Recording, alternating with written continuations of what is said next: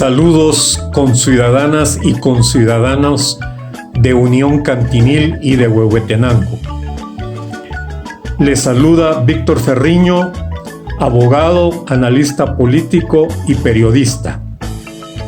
Estoy con ustedes el día de hoy por invitación del Padre Fito, a quien agradezco la gentileza de haberme puesto en comunicación con ustedes. Me han pedido que haga un análisis de coyuntura y para comenzar quisiera compartir con ustedes qué es el análisis de coyuntura y para qué sirve.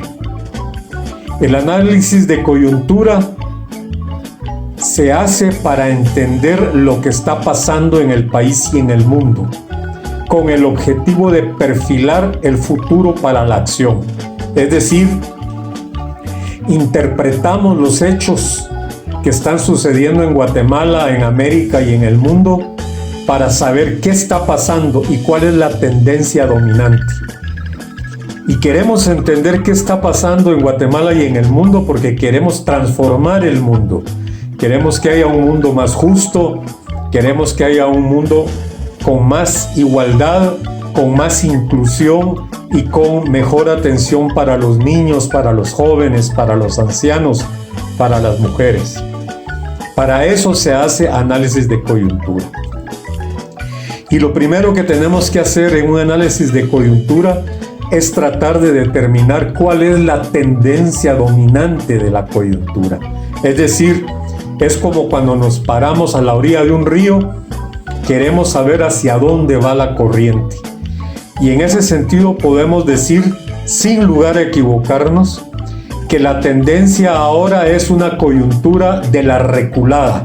Así le llamo yo. Hemos retrocedido y estamos retrocediendo desde lo político, desde lo social, desde la salud, desde la educación, desde la alimentación, desde la justicia. Prácticamente estamos retrocediendo en todos los ámbitos de la realidad nacional. Lo poco que habíamos avanzado desde la firma de los acuerdos de paz se ha venido perdiendo durante el gobierno de Jimmy Morales y especialmente durante el gobierno de Alejandro Yamatei. Desde el gobierno anterior y se ha conformado lo que se llama el Pacto de Corruptos.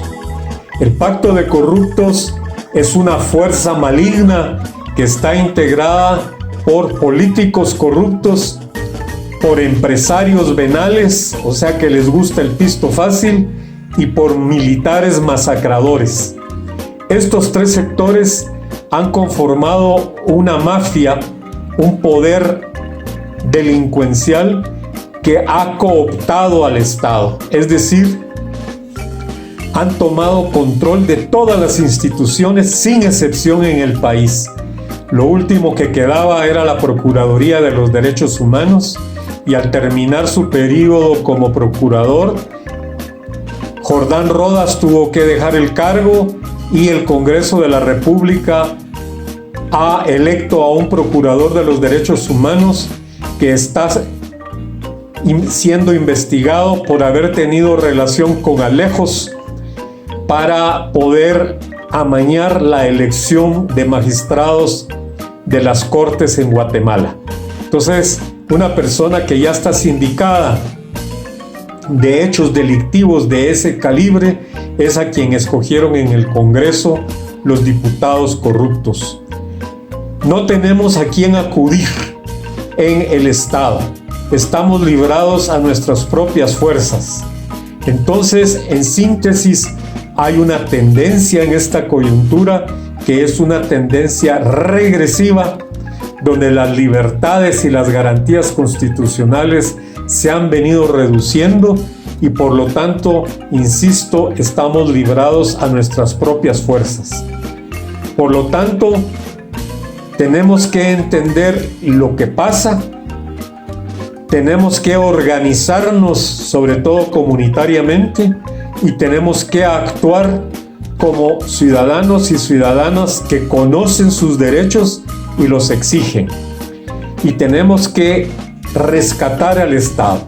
El Estado es nuestro, no es de los políticos, no es del alcalde, no es del gobernador, no es del ministro, no es del general, no es del presidente, es de los ciudadanos y las ciudadanas. La Constitución Política de la República de Guatemala, en su artículo primero, establece que el Estado se constituye para garantizar el bien común y garantizarle la vida y el bienestar a las ciudadanas y a los ciudadanos. En ese sentido, vamos a analizar 7 temas específicos para entender de mejor manera lo que estoy planteando ahorita. Los 7 temas que vamos a analizar en su orden es el tema, en primer lugar, de la pobreza y la exclusión. El segundo tema que vamos a analizar es el de el hambre, la inseguridad alimentaria. El tercer tema es la falta de salud, la falta de agua y la falta de saneamiento. El cuarto tema es la crisis en la educación. El quinto tema que vamos a analizar es la represión gubernamental en contra de los defensores y los defensores de los derechos humanos. El sexto tema que vamos a analizar es el tema de la migración, para finalmente llegar a un séptimo tema que es ¿qué vamos a hacer frente a estas circunstancias? ¿Qué podemos hacer para frenar esta tendencia a la regresión, al retroceso, parar esa tendencia y volver a ir de manera progresiva recuperando lo que hemos perdido? En ese sentido, comienzo con el tema de la pobreza y la exclusión. El 59% de la población guatemalteca vive bajo el umbral de la pobreza. Quiere decir que el 59%, o sea, 60 de cada 100 guatemaltecos viven en la pobreza. De cada uno de los 16.3 millones de habitantes que somos, 60% vive en condiciones de pobreza. Y lo que es más grave, el 19% vive en extrema pobreza. O sea, 5 de cada 100 guatemaltecas y guatemaltecas vive en condiciones de pobreza, obligados a pasar hambre y carestías tremendas. Ahora tenemos que tener claro que la pobreza no es solo falta de dinero. Las Naciones Unidas han encontrado una manera de medir lo que ellos dominan la pobreza multidimensional, y tratan de medir si las personas tienen salud, tienen seguridad alimentaria, tienen educación, tienen empleo digno, tienen acceso a servicios, tienen acceso a vivienda digna. Y si se suma todo eso, el 61% de los guatemaltecos, o sea, 61 de cada 100, vive bajo la pobreza multidimensional. Es decir, no solo se es pobre porque no se tiene ingreso, sino porque se carece de todos estos elementos que ya mencioné, como salud, educación, alimentación, empleo, etcétera, etcétera. Entonces tenemos que tener claro que el primer problema en Guatemala es que tenemos un régimen de exclusión. Guatemala es un país rico, donde no debiera haber pobres. Si hay pobres en Guatemala, es porque son empobrecidos. Es decir, hay lugares, hay municipios que tal vez ustedes conocen como Santa Bárbara en Huehuetenango. Ese sí es un municipio pobre, donde casi no hay suelo, el suelo es muy malo, hay muy poca agua, el clima no sirve, y entonces ahí es muy difícil poder sacar a la gente de la pobreza. Pero en Huehuetenango tenemos tierras muy buenas, como en Varillas, en Aguacatán con el ajo y la cebolla, en la zona cafetalera. O sea, Guatemala no es un país pobre, es un país empobrecido.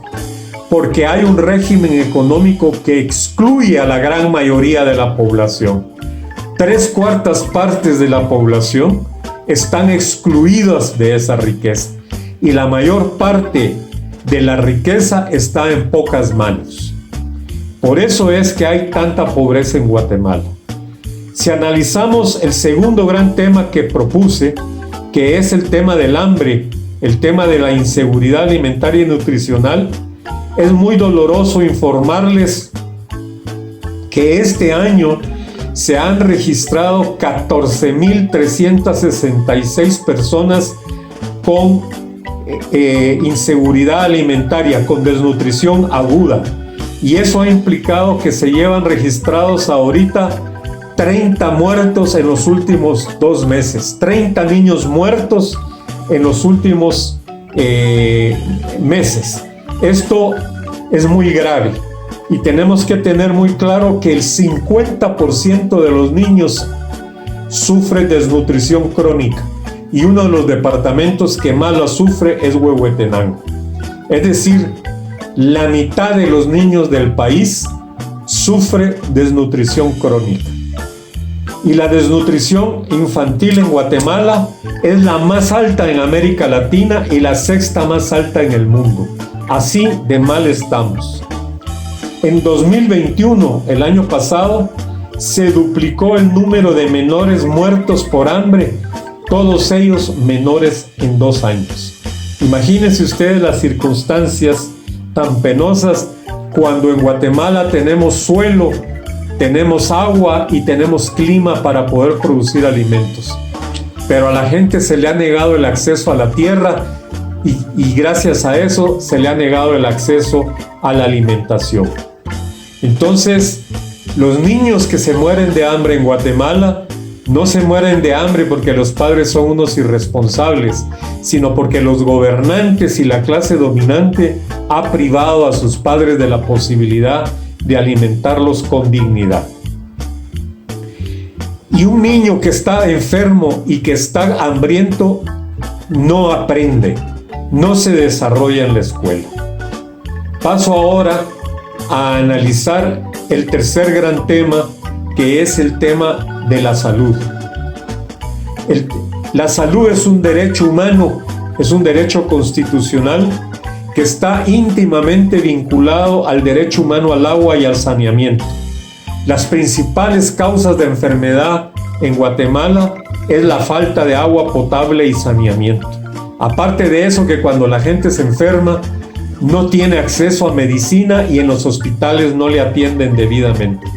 Pero es importante que tengamos en cuenta que 44 niños de cada 100,000 mueren anualmente de los nacidos vivos por enfermedades como diarrea, catarros, bronquitis. Es decir, de cada 100,000 niños que nacen vivos, 44 mueren por la injusticia de la pobreza y la falta de salud. Guatemala apenas invierte el 1% de la riqueza del presupuesto o del Producto Interno Bruto, en salud. Costa Rica, con un número de población similar, invierte el 8%. Es decir, por cada quetzal que invierte Guatemala en salud, países con similar población y condiciones como Costa Rica invierte 8 quetzales por cada persona, en salud para darle atención a las personas. Un 92% de la población indígena en Guatemala está sin una atención adecuada en salud. Y los ladinos, el 85% de los ladinos pobres carece de una atención adecuada.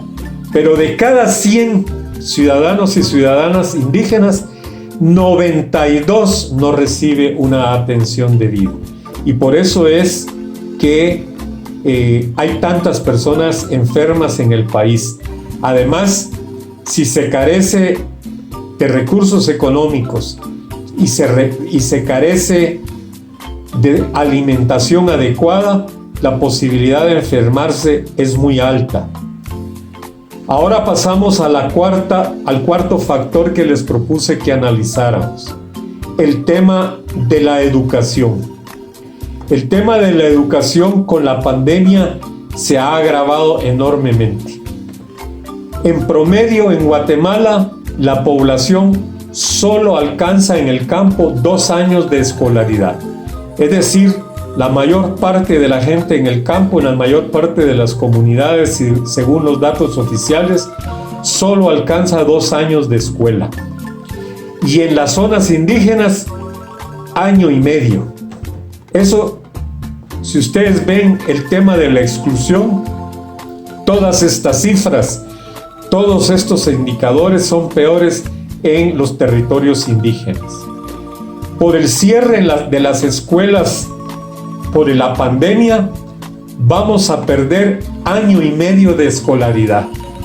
La gran cantidad de alumnos perdieron 1 año y medio de escolaridad porque el año 2020 y 2021 no pudieron ir a las escuelas. Entonces el gobierno planteó, como en otros países, que se iba a tener clases a través de internet. Pero en Guatemala, en la mayor parte de las comunidades no hay internet. Y en los hogares pobres, los niños no tienen un teléfono inteligente, no tienen una tarjeta telefónica que les permitiera recibir las clases a través de internet. Y por eso tenemos que vamos a retroceder. Lo que ya habíamos logrado, vamos a retroceder, y se ha perdido 1 año y medio en educación. Y esto va a agravar las cifras porque la tasa de analfabetismo en Guatemala era del 19,5%. Y eso equivale a que 2 millones de personas no saben leer y escribir y no van a poder hacerlo. Insisto, recordemos que un niño enfermo y con hambre no aprende. Y ahora la mayor parte de la información y la mayor parte de la educación se está dando vía internet. Y en Guatemala no hay electricidad en las comunidades o no hay dinero para comprar una tarjeta para usar un teléfono.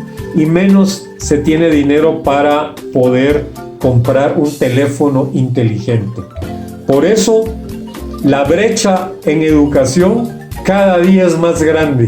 Los niños de la capital, los niños de las cabeceras departamentales, cuyos papás tienen trabajo, están aprendiendo. Los niños y las niñas que están en el campo no están pudiendo aprender. Y pasamos ahora al quinto factor, que es el factor de la represión que está sufriendo la población de Guatemala. Según la Unidad de Defensa de Defensores de los Derechos Humanos en Guatemala, UDEFEGUA, el gobierno de Alejandro Yamatei es el más represivo desde el año 2000.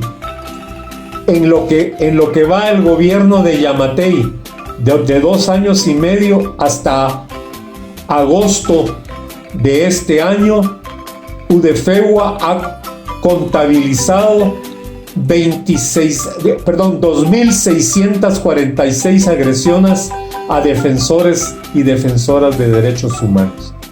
2.646 personas han sido agredidas, sufriendo calumnias a través de internet, sufriendo acusaciones falsas y criminalizándolos ante los tribunales de justicia, sufriendo golpizas o asesinatos.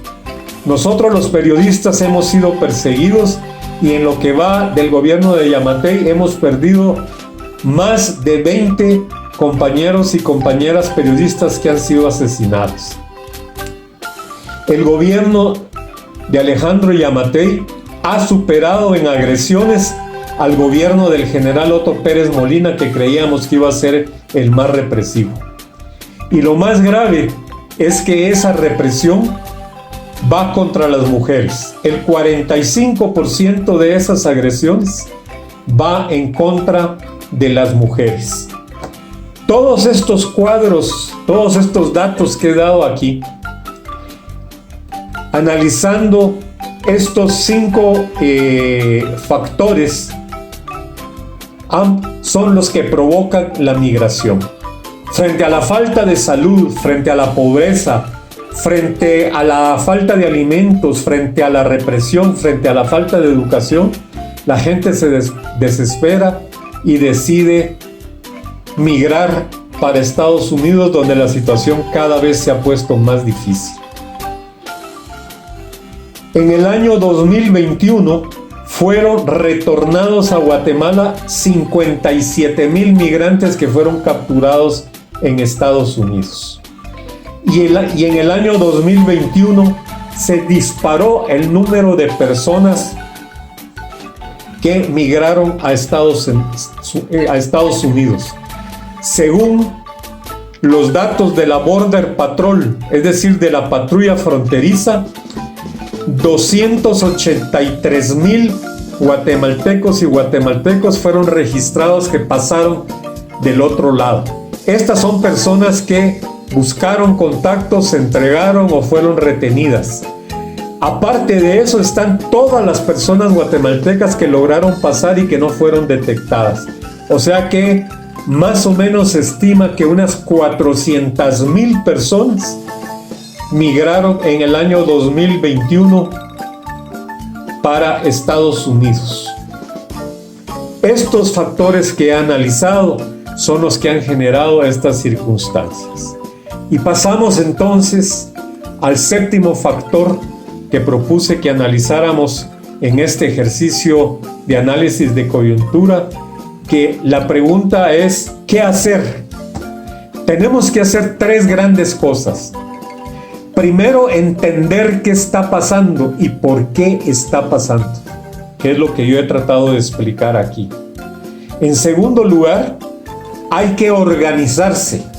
Hay que organizarse comunitariamente porque, como ya expliqué, el pacto de corruptos ha copado todas las instituciones. Ahora no podemos ir a la Procuraduría de los Derechos Humanos. Ahora no podemos pedir auxilio ante un tribunal de justicia. Estamos librados a nuestras propias fuerzas. Y por lo tanto tenemos que hacer una organización comunitaria. En cada comunidad, en cada municipio, en cada departamento nos tenemos que organizar. Y nos tenemos que organizar con un enfoque de derechos. Es decir, ubiquemos cuáles son los principales derechos que están siendo violentados a la gente y luchemos por esos derechos. Y tenemos que lograr recuperar el Estado. Recordemos que el Estado no es, como ya lo dije, de los generales, no es de los jueces, no es de los diputados. El Estado se sostiene con nuestros impuestos y nosotros tenemos que recuperarlo para que la población de Guatemala pueda tener paz, desarrollo, justicia y prosperidad. Yo las invito y les invito a organizarnos y a actuar. No podemos seguir huyendo hacia Estados Unidos. Tenemos que enfrentar estas circunstancias. Este año el año pasado se fueron 400,000 más o menos, pero somos casi 17 millones de guatemaltecas y guatemaltecos. Y por lo tanto, tenemos que organizarnos como mayoría. Y si somos mayoría poblacional, tenemos que ser mayoría política. Para estas elecciones que vienen, no hay alternativa. La mayor parte de los partidos políticos está cooptado por el pacto de corruptos, o si son partidos de oposición, no van a tener ninguna posibilidad de llegar a la presidencia. Cuando mucho van a poder meter algunos diputados y algunos alcaldes. Pero nosotros, como ciudadanas y como ciudadanos, tenemos que organizarnos y tenemos que luchar por nuestros derechos. Tenemos derecho a vivir con dignidad. Tenemos derecho a vivir con paz, tenemos derecho a vivir con desarrollo. Ojalá pues les haya sido de utilidad estas reflexiones y recordemos que tenemos que vivir como ciudadanos y ciudadanas plenas. Muchas gracias y espero verles pronto.